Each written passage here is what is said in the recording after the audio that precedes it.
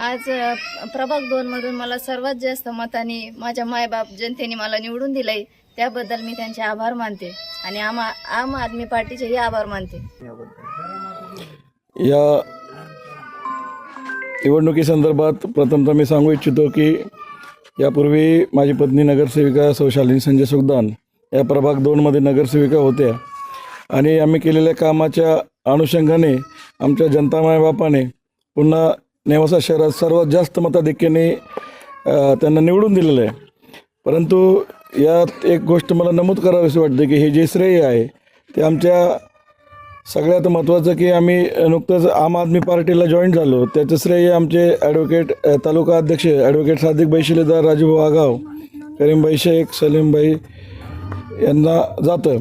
आणि माझ्या तमाम जे छोटी मोठी कार्यकर्ते आहेत, आमचे एकदम तळागाळातले गोरगरीब कार्यकर्ते आहेत, कार्यकर्ते नाही म्हणता जे ते मला सहकारी आहेत, हे सर्व श्रेय त्यांचं आहे।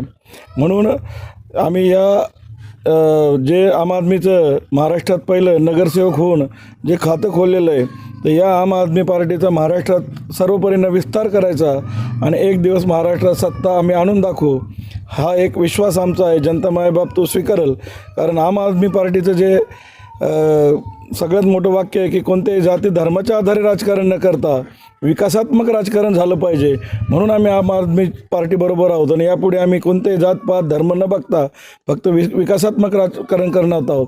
मी या निमित्ताने जनतेने मला जो हार घातला आहे यानिमित्त मी सांगू या आपल्या व्हिडिओद्वारे सांगतो की याचे खरे श्रेयदार माझे तमाम जनता आहे आणि आमचे तालुका अध्यक्ष सादिक भाई शिलेदार आहे। मी हार त्यांना घालू इच्छितो।